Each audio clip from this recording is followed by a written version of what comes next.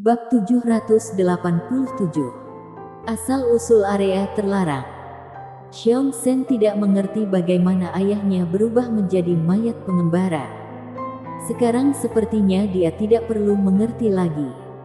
Selama bisa membunuh Raja Tianxia, kamu bisa mempelajari sisanya nanti. Dia langsung memicu kemarahan Hilio Shen.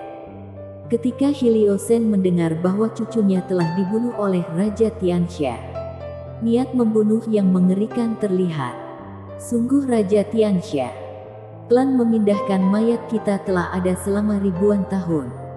Bagaimana dia bisa menilai? Orang macam apa dia? Hilio Shen dengan marah memarahi. Xiong Shen berkata, Raja Tianxia adalah badut yang suka memamerkan keadilan. Jika dia tidak mengandalkan kekuatannya, dia akan dihancurkan oleh orang lain. Di masa lalu, Xiong Shen mengira Raja Tianxia adalah seorang badut. Sekarang, mengetahui kekuatan Raja Tianxia, Xiong Shen sangat kesal. Tetapi dia tidak bisa mengalahkannya. Jadi dia hanya bisa merengek di belakang. Tidak peduli seberapa kuat kamu. Kamu hanyalah badut dengan kekuatan. Xiong Shen berkata dengan memohon. Ayah, aku bertanya-tanya kekuatan macam apa yang disegel di area terlarang sebelumnya. Ketika aku melihatmu, aku akhirnya mengerti.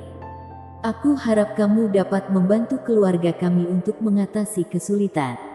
Menurut catatan, jika benar-benar diperlukan, kamu dapat memasuki area terlarang untuk mencari jalan. Ternyata inilah titik baliknya. Kamu mengerti apa? Tepat ketika Xiong Shen berpikir bahwa ayahnya pasti akan membantu suku melewati bencana ini, Hilio Shen tiba-tiba menuangkan baskom berisi air dingin langsung ke kepala Xiong Shen. Xiong Shen tertegun. Apa yang ayah maksud? Aku tidak bisa membantumu, kata Hilio Shen segera. Tidak bisa membantu. Ketika Xiong Shen mendengar kata-kata itu, dia segera menjadi cemas dan memohon, Ayah, mengapa kamu tidak bisa membantu? Dengan kekuatanmu saat ini, selama kamu meninggalkan area terlarang bersamaku, kamu pasti bisa membunuh Raja Tianxia. Kamu setidaknya adalah kepala klan memindahkan mayat ketika kamu masih hidup. Jadi tidak peduli tentang apapun setelah kamu mati. Bukan karena mereka tidak memiliki kemampuan itu. Sangat egois. Xiong Shen tidak mengerti. Bagaimanapun Hilio Shen adalah orang mati. Dan suasana hatinya pasti berbeda dari saat dia masih hidup. Hingga amarah di dadanya tidak bertahan lama. Dan segera menjadi tenang. Dia melirik Xiong Shen dan berkata sambil mencibir, kamu sudah membaca. Kamu seharusnya tahu bahwa kamu harus membayar harga untuk masuk ke area terlarang, kan? Jantung Xiong Shen tiba-tiba menegang. Benar-benar lupa tentang ini. Memang ada catatan yang jelas jika kamu ingin mengandalkan kekuatan di area terlarang untuk membantu suku mengatasi kesulitan. Kamu harus membayar mahal. Xiong Shen tidak tahu berapa harganya. Itu karena Raja Tianxia yang membuatnya memutuskan untuk masuk ke area terlarang. Setelah masuk, dia bertemu dengan ayahnya Hilio Shen. Melihat Hilio Shen telah berubah menjadi mayat pengembara yang kuat, Xiong Shen sudah melupakan harga yang disebutkan dalam catatan. Dia berpikir bahwa karena ayahnya begitu kuat, bukankah tidak apa-apa pergi bersama dan berurusan dengan Raja Tianxia? Dan dia tidak perlu membayar berapapun harganya. Namun kata-kata Hilio Shen langsung membawa Xiong Shen kembali ke kenyataan. Tampaknya hal-hal tidak sesederhana yang dia bayangkan. Harga yang harus dibayar, tetap harus dibayar. Ekspresi Xiong Shen tiba-tiba berubah. Hilio Shen meriwayatkan tanpa penundaan, mayat yang kamu lihat bukan aku yang buat. Tubuh aku telah berubah menjadi tulang. yaitu karena kamu menginjaknya dan mematahkannya. Yang memiliki tulang rusuk, kamu anak yang tidak berbakti. Menurut cerita Helios-sen, sebuah cerita tentang klan memindahkan mayat tiba-tiba terungkap. Ternyata mayat pengembara ini sudah lama ada di daerah terlarang. Disempurnakan oleh leluhur dari klan memindahkan mayat. Juga satu-satunya mayat pengembara yang disempurnakan dalam sejarah klan memindahkan mayat. Ini adalah kekuatan yang kuat. Dengan mayat yang berkeliaran ini, klan zombie dengan cepat menjadi pemimpin di antara banyak suku. Namun, leluhur jenius itu cepat atau lambat akan menjadi tua dan mati. Begitu dia pergi, siapa yang akan mengendalikan mayat yang berkeliaran ini? Jawabannya adalah, hanya ada satu orang jenius. Kecuali leluhur jenius itu, tidak ada yang memiliki kekuatan untuk mengendalikan mayat pengembara ini. Jika ini terus berlanjut, cepat atau lambat mayat pengembara ini akan lepas kendali. Begitu lepas kendali, karena sifatnya yang haus darah, dia akan menjadi mesin pembunuh yang kejam. Ini bencana. Untuk menghindari hal ini terjadi, leluhur jenius dari klan memindahkan mayat dan beberapa sesepuh pada waktu itu membahas bagaimana menghadapi mayat yang berkeliaran ini. Awalnya cara teraman adalah membiarkan mayat pengembara hancur sendiri. Sehingga meskipun leluhur jenius meninggal, tidak akan ada bahaya tersembunyi yang tertinggal. Tetapi orang selalu memiliki keegoisan. Selain itu saat itu situasi selatan sangat rumit. Jika kekuatan sekuat itu dihancurkan seperti ini, pasti tidak akan bisa didamaikan. Jadi setelah berdiskusi dengan hati-hati, beberapa orang menemukan cara untuk membuat lingkaran sihir dan memasukkan ide leluhur jenius itu ke dalamnya. Selama mayat pengembara terkunci dalam lingkaran sihir, itu masih bisa ditahan dengan mengandalkan sisa pikiran leluhur. Ini seperti binatang buas. Kamu menjinakkannya jika kamu yang terkuat.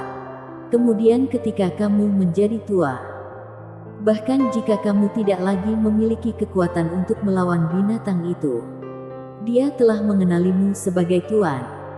Kamu hanya bisa merasakannya dengan cara yang sama.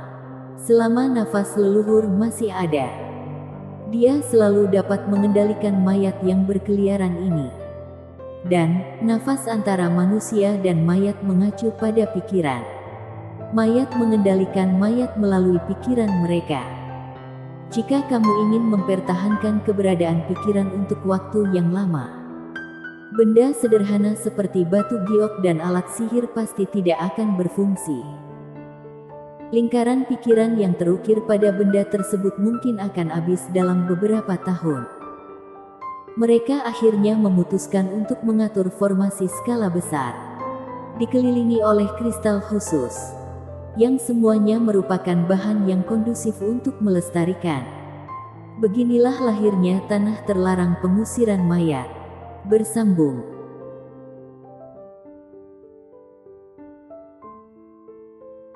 Bab 788. Harga yang harus dibayar. Setelah penataan yang besar selesai, menempatkan mayat yang berkeliaran di dalamnya benar-benar efektif. Mayat berjalan tidak lepas kendali. Sebaliknya, dia tetap dalam formasi dengan sangat stabil. Setelah melakukan ini, beberapa senior dari klan memindahkan mayat tidak mencatat masalah ini dalam catatan untuk mencegah generasi mendatang menggunakan mayat yang berkeliaran ini tanpa pandang bulu. Hanya dikatakan bahwa di area terlarang, ada cara untuk menyelamatkan diri. Tetapi tidak dapat dibuka kecuali benar-benar diperlukan. Dan begitu dibuka ada harga yang harus dibayar. Xiongsen tidak sabar di dalam hati. Tetapi dia hanya bisa mendengarkannya dengan gigi terkatup. Kemudian dia memahami sejarah area terlarang klan. Tapi berapa harga yang disebutkan? Inilah yang paling dipedulikan Xiongsen. Bagaimana mungkin Hilio Sen tidak memahami pikirannya? Dan tiba-tiba mencibir dan berkata, "Kamu tahu pikiranku. Mengapa mereka muncul di mayat yang berkeliaran ini? Justru karena keberadaan lingkaran sihir besar ini. Lingkaran sihir ini mempertahankan pikiran leluhur jenius itu. Karena leluhur itu telah meninggal terlalu lama. Pikirannya tidak lagi berpikir. Sekarang hanya tersisa nafas. Fungsi nafas ini adalah untuk menstabilkan mayat yang mengembara, tetapi tidak dapat mengendalikan tindakannya. Karena pemikiran leluhur telah runtuh. Jadi bagaimana seharusnya generasi mendatang menggunakan mayat pengembara ini?"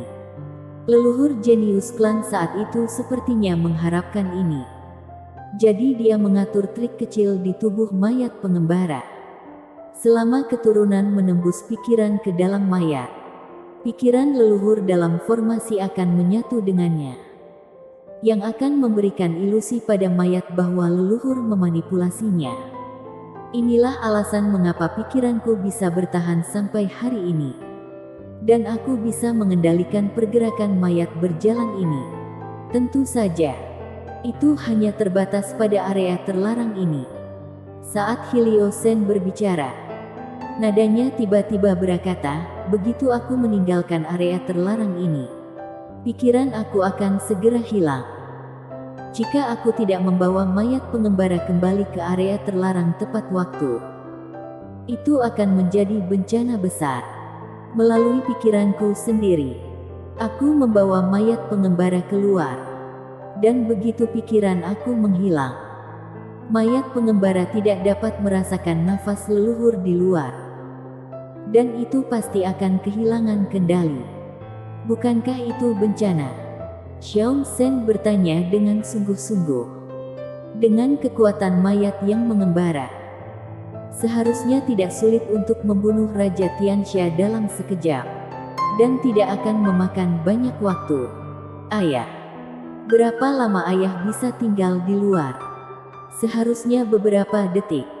Jawaban Hilio Sen membuat sudut mulut Xiao Sen berkedut hebat. Dia memiliki firasat bahwa waktunya akan sangat singkat. Tetapi sesingkat apapun itu, seharusnya hanya beberapa menit.